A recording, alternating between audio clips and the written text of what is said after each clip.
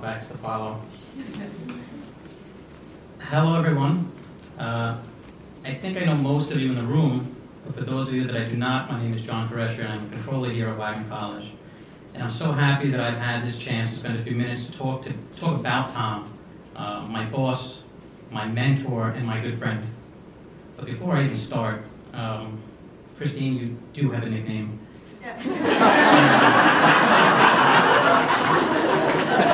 We'll talk later. Darby, I'll address your comment about teachers as well later.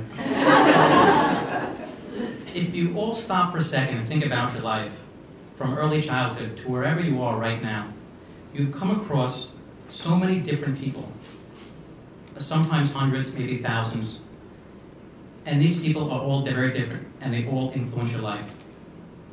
The relationships that you develop will influence you in the decisions you make, the person you are, and the legacy that you leave behind. You will embrace them and appreciate the time you share together. We are here today because Tom Carroll was one of those special people to all of us. He is someone that we all love and will remember always. For those of us that have worked for Tom, it is no secret that he liked me best. I mean, why else did he always give me more work to do than everybody else? He even encouraged me to work late nights and weekends to get the audits done. Tom is probably looking down at us right now and saying, wow, this is so nice, thank you. But why are all of these employees not at their desks? And Richard, please, whatever you do not let everyone go home early today on my account.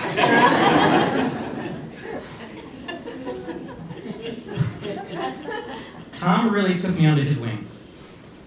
He was a person who believed in rules, working hard, and doing the right thing. Beyond accounting and managing the staff, Tom taught me a lot about life, balancing a career, a family, and dealing with life's little surprises. One thing that just popped into my head, when my daughter was born 1.5 years ago and she was ill, Tom called me every day. I guess you can say Tom was kind of my role model. I know this because I have spent all of my time here at Wagner trying to impress Tom Carroll. Tom would remind me every day that he was a CPA and he passed the exam on the first try. Then he would tell me that I have to take the exam because someday I can have his job. I would often respond, Tom, if you stop giving me all of your work to do, maybe I'll have some time to study. He would fire back a witty comment like, well, John, if you spend less time on your hair in the morning, you would have time to study. Tom always knew how to challenge me while strategically getting his point across. He always wanted the best for me. I remember 3 years ago, Tom and I went to get the flu shot together. There was a long line of students and staff, and when it was my turn, I had trouble getting my sleeve rolled up high enough for the nurse to give me the shot. Tom challenged me again by saying, John, a real man would take his shirt off to help the nurse. So, of course, I took my shirt off. Then Tom took out his camera and started taking pictures of the nurses laughing at me shirtless. With the help of Christine, he blew up that picture and was in his office. Tom and I were both adjunct professors in the accounting department, as you've heard. So I would frequently show him my numerous positive evaluations and brag that I was the better teacher. We would compare teaching methods and joke often about who was the best teacher until all of a sudden, Tom won the Professor of the Year award. And now the game of who was the better professor was essentially over. Until now. There's something I want to share with you all for the record.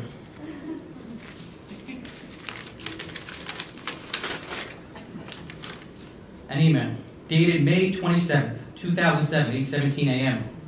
from Tom Carroll to John Carrescia. Subject, theft.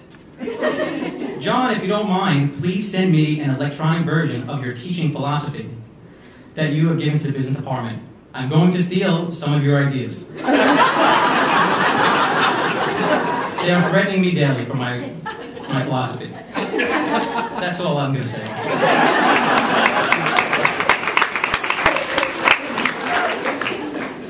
When we would have weekly meetings, I would start every one by asking Tom, "So boss, how much can you handle today?"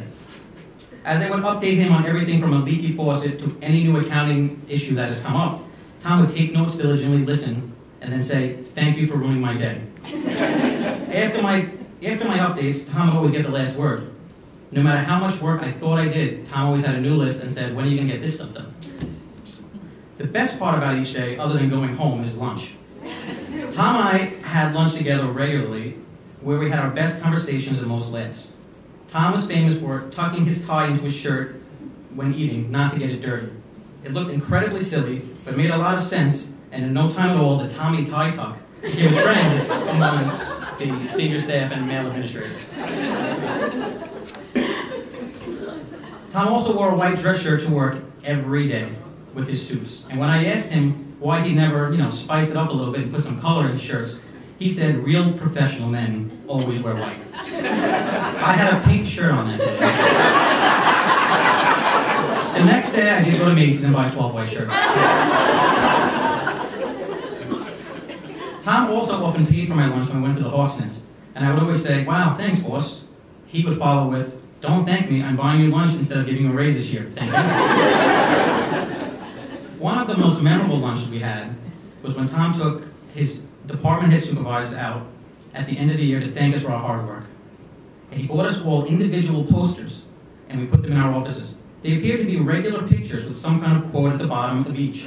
But instead of saying something positive and profound, the posters were demotivators, and each illustrated a discouraging saying. Mine, titled "Success," featured a football player getting tackled in midair as he caught the ball. Under the picture, it read, "Some people dream of success, while others live to crush those dreams." Tom said I was the guy getting crushed. I look at that poster every day and I laugh. And then I think about Tom, and it actually reminds me of one of my favorite quotes from one of the greatest movies ever made, Rocky Balboa, or Rocky VI. Rocky said to his son, "It's not about how hard you hit, it's about how hard you can get hit and get up and keep going. That's how winning is done." It is fitting when writing about Tom to use the analogy, I skipped something.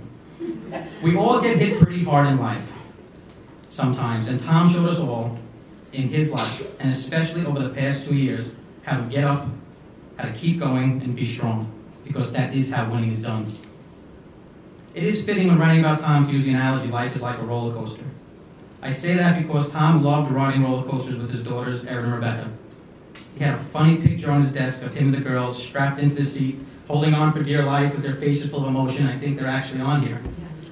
I often said to Tom, "I love that picture, it's a great picture." Then he said once, "Why don't you come with us to Great Adventure?" And I said to him, "If you need someone to come and hold the girls' bags, they're stuffed animals, and wave to you while you're on the roller coaster, I'm your man." Tom's personal roller coaster ride had the highest of highs, the love he had for Cheryl, Rebecca, Erin, his family, his accomplished career, and the great person that we all know that he was, and the lowest of lows when he was diagnosed with cancer. In the few years I knew Tom, I can say that I saw him at the highest when he spoke of his family, and at the lowest when he could barely walk up the stairs. And even though his ride came to an end too quickly, I am ever so thankful to have been a part of the ride with him. I said earlier that I felt like I spent all my time at Wagner trying to impress Tom Carroll.